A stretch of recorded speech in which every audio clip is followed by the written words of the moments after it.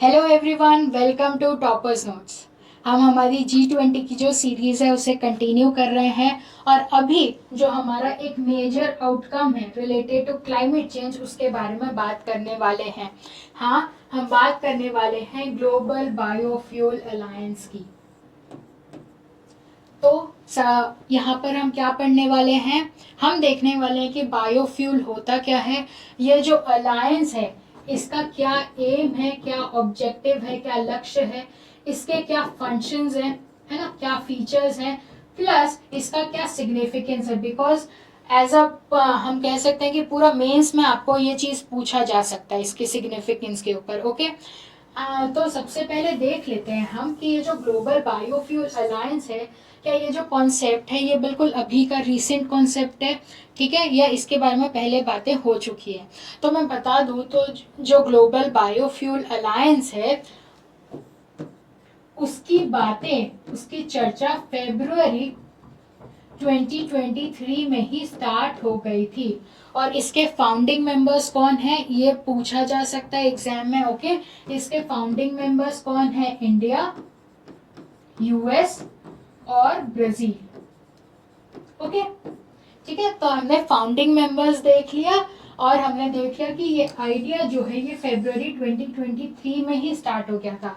लेकिन जो सबसे इम्पोर्टेंट कॉन्सेप्ट है वो क्या है कि जो ग्लोबल बायोफ्यूल अलायंस है उसका एम क्या है ना। अब वैसे तो आपको जो इस अलायंस का नाम है बायोफ्यूल, ग्लोबल बायोफ्यूल अलायंस, इसी से पता चल गया होगा, बट फिर भी इसका एम क्या है, to facilitate adoption of biofuel। Biofuel का जो एडॉप्शन है उसे आसान बनाना, ताकि जो एनर्जी ट्रांजिशन हम चाह रहे हैं ना, अभी हम क्या करते हैं, हम मेजरली फॉसिल फ्यूल्स को यूज करते हैं, लेकिन हम क्लीन एनर्जी की तरफ जाना चाहते हैं। तो ये जो ग्रीन ट्रांजिशन है इसे और ज्यादा स्मूथ बनाएगा, ठीक है। तो इसका एम क्या है, एडॉप्शन ऑफ बायोफ्यूल्स को फैसिलिटेट करना, ताकि जो ट्रांजिशन है हमारा ग्रीन ट्रांजिशन है वो अच्छे से हो पाए।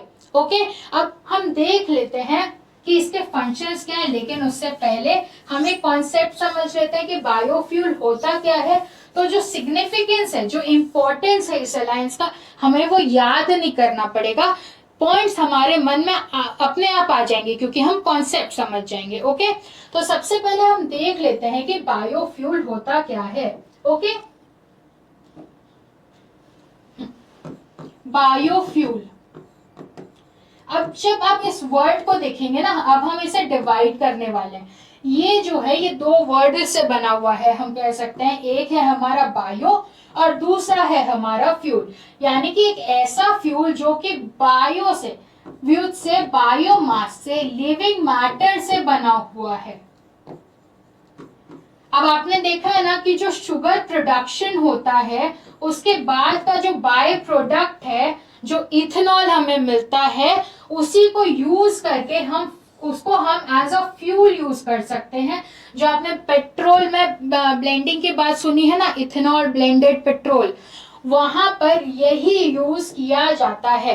तो बायोफ्यूल क्या है, एक ऐसा फ्यूल जो कि लिविंग मैटर से बना हुआ है। लेकिन आप बोलेंगे कि मैम जो फॉसिल फ्यूल्स होते हैं वो भी तो ऑब्वियसली जो लिविंग मैटर होते हैं उनके डीके से, जो नेचुरल प्रोसेस होता है डीके का, उसी से बनते हैं। तो दोनों में डिफरेंस क्या है, वो भी तो फिर नेचुरल, या फिर हम कह सकते हैं जो हम बोलते हैं ना जो बायोफ्यूल है कि वो less green house gas emissions करता है। तो ऐसा क्यों, क्योंकि जो बायोफ्यूल है ना वो आपका बहुत ही शॉर्ट टर्म में हमें मिल जाता है, लेकिन जो फॉसिल फ्यूल्स हैं वो हमें एक लॉन्ग पीरियड ऑफ टाइम के दौरान मिलती हैं, प्लस उससे हमें ऑब्वियसली ग्रीन हाउस गैसेस ज्यादा देखने को मिलते हैं, ठीक है। लेकिन जो बायोफ्यूल्स है, अब देखो क्लाइमेट चेंज एक रियलिटी बन चुकी है, ये सबको पता है, हमें पता है कि हमें एक्शंस लेने की जरूरत है। तो उसमें ये जो बायोफ्यूल्स है, ठीक है, क्योंकि ये नेचुरल हमें लिविंग मैटर से ही मिल जाएंगी, प्लस एक शॉर्ट टाइम में मिल जाएंगी, प्लस इससे जो एमिशंस होते हैं वो बहुत कम है। तो ये जो हमारा एज अ कलेक्टिव जो हमारा क्लाइमेट चेंज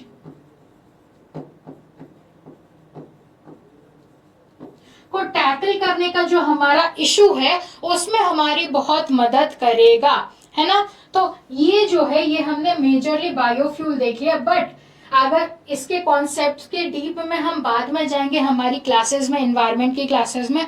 बट अगर मैं बता दूं तो जो बायोफ्यूल है ना, जब हम लिविंग मैटर की बात करते हैं, हम मेजरली क्या है, जो हमारे फूड क्रॉप्स हैं करेंटली हम सिर्फ उसी को यूज कर रहे हैं। तो यहाँ पर ना फूड वर्सेस फ्यूल वाली डिबेट आ जाती है कि जहां पर मतलब लोगों के पास खाने के लिए खाना नहीं है, मतलब 2 वक्त की रोटी नहीं है, ठीक है, वहां पर हम जो है क्रॉप्स को यूज करके, क्योंकि मेजरली हम क्या करते हैं, शुगर केन यूज करते हैं या फिर कॉर्न यूज करते हैं, तो उन क्रॉप्स को यूज करके हम बायोफ्यूल में हम कैसे यूज कर सकते हैं। तो इसीलिए जो second generation, third generation, fourth generation biofuels हैं, जिसमें हम जो प्लांट का जो वेस्ट है, ठीक है, जो म्यूनिसिपल वेस्ट है और वेट से आल्गेज जो है, फर्दर जनरेशंस की बात कर रही हूँ, तो उसमें ना हम इन क्रॉप्स को यूज नहीं कर कर जो प्लांट्स का वेस्ट है, जो हमारा जो रोजमर्रा के जो छिलके निकल जाते हैं ना फ्रूट्स वगैरह के, जो पील्स होते हैं, जो आल्गे है, उसको यूज करके जब हम बायोफ्यूल बनाते हैं तो वो हमारे लिए और भी ज्यादा इफेक्टिव होगा। ओके, हाँ, तो यहाँ पे हमने देख लिया कि जो बायोफ्यूल है वो क्या है। अब जो इंडिया, ब्राजील और यूएस है, जो 3 फाउंडिंग मेंबर्स हैं, वो ही एक बहुत बड़ा शेयर रिप्रेजेंट करते हैं ऑफ बायोफ्यूल्स। अगर मैं इन तीनों कंट्रीज की बात करूं एज अ कलेक्टिव, तो ये 85% ऑफ बायोफ्यूल प्रोडक्शन करते हैं। मतलब ग्लोबली जो भी हमारा प्रोडक्शन हो रहा है बायोफ्यूल का, मान लो 100 लीटर हो रहा है, तो उसमें से 85 लीटर जो है सिर्फ ये 3 कंट्रीज जो हमारे फाउंडिंग कंट्रीज हैं ऑफ ग्लोबल बायोफ्यूल अलायंस वो ही करती हैं। प्लस कंजम्पशन की बात करें तो 81% जो बायोफ्यूल का कंजम्पशन है वो ये 3 देश ही करते हैं। ठीक है, तो ये हमने बेसिक फ्रेमवर्क देख लिया। अब हम देख लेते हैं कि इस अलायंस का फंक्शन क्या है। बट देखो, इस अलायंस में सिर्फ कंट्रीज ही नहीं है, कुछ इंटरनेशनल ऑर्गेनाइजेशंस भी इसके मेंबर हैं, प्लस बहुत सारे इंस्टीट्यूट्स हैं जो भी जिन्होंने भी इस अलायंस को ज्वाइन किया है। ठीक है, अगर मैं बात करूं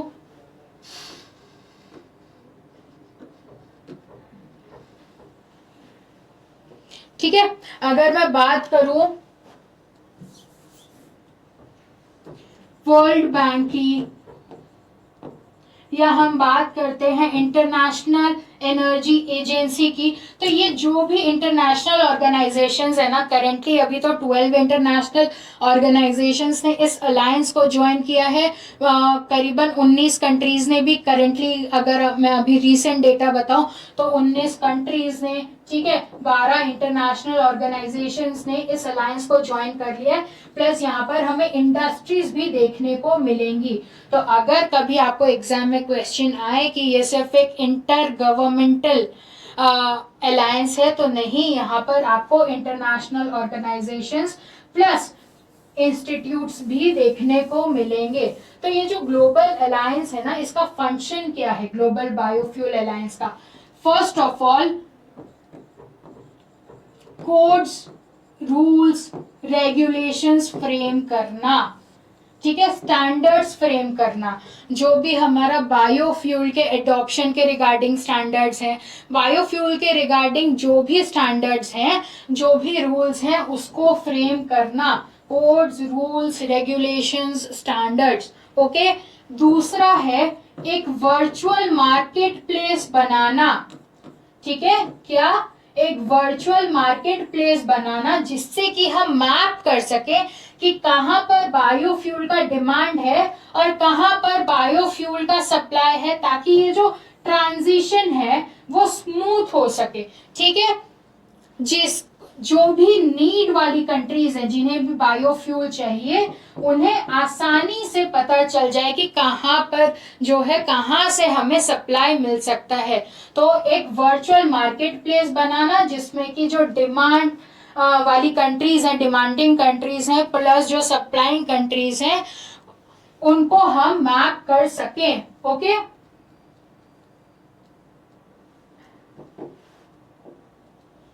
तीसरा क्या है, अब देखो अभी बहुत सारी ऐसी कंट्रीज हैं जो कि बायोफ्यूल में बहुत आगे बढ़ चुके हैं, जिनके पास वो टेक्नोलॉजी है, वो एक्सपीरियंस है।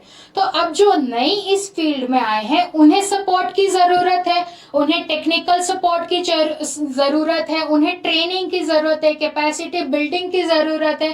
प्लस जो भी लेसन्स हम सीख चुके हैं, है ना, वो हम उन्हें शेयर कर सकते हैं, उनके साथ शेयर कर सकते हैं, जो भी इंफॉर्मेशन उनके पास है वो शेयर कर सकते हैं। तो बहुत सारी ऐसी इंस्टीट्यूट्स हैं, करीबन मतलब हम कह सकते हैं जो भी इंस्टीट्यूट्स हैं यहाँ पर कोलैबोरेट किया जा रहा है। जैसा कि मैंने बताया ना, इस अलायंस में कंट्रीज भी हैं, इंटर गवर्नमेंट जो इंटरनेशनल ऑर्गेनाइजेशंस है, प्लस साथ में हमें इंस्टीट्यूट्स भी देखने को मिलते हैं। तो जिनके पास भी अभी बायोफ्यूल से रिलेटेड नॉलेज है और उससे रिलेटेड टेक्निकल जो एक्सपर्टीज है वो है, उसे हम शेयर करेंगे बाकी सारी कंट्रीज के साथ। तो 3 फंक्शंस क्या देख लिए हमने। नंबर 1, स्टैंडर्ड्स बनाना, ठीक है, जो भी रूल्स एंड रेगुलेशंस है रिलेटेड टू बायोफ्यूल्स वो बनाना। सेकेंड चीज, एक वर्चुअल मार्केट प्लेस बनाना जो कि क्या करेगा, मैप करेगा of countries in demand and countries with supply. Okay, and तीसरी चीज हमने क्या देखा,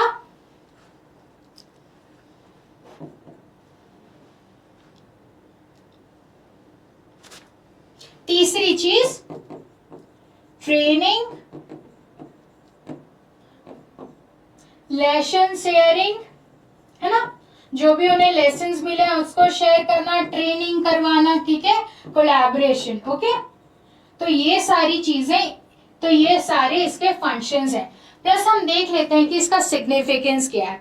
जैसा कि मैंने बताया कि क्लाइमेट चेंज आज एक रियलिटी बन चुकी है, हमें जरूरत है स्टेप्स लेने की, है ना। तो इसमें जो ये बायोफ्यूल है ये बहुत ज्यादा हमारी मदद कर सकता है। सो नंबर 1, अगर हम एज अ कलेक्टिव इसका सिग्निफिकेंस देखें तो नंबर 1 क्या है, it will help us tackle climate change, है ना, ये हमारी स्मूथ ग्रीन ट्रांजिशन में मदद करेगा। ठीक है, जो हम चाहते हैं ना कि हम बायोफ्यूल्स से ग्रीन एनर्जी की तरफ बढ़े, सॉरी फॉसिल फ्यूल से ग्रीन एनर्जी की तरफ बढ़े, उस ट्रांजिशन में ये हमारी मदद करेगा। ठीक है, और तीसरी चीज, जो हमारे सस्टेनेबल डेवलपमेंट गोल्स हैं, हमें सस्टेनेबल डेवलपमेंट गोल्स फुलफिल करने हैं, राइट, 2030 तक, उसमें एनर्जी भी एक मेजर कंपोनेंट है, उसे भी ये फुलफिल करने में हमारी मदद करेगा। चौथी चीज, ये एक सर्कुलर इकोनॉमी को प्रमोट करेगा।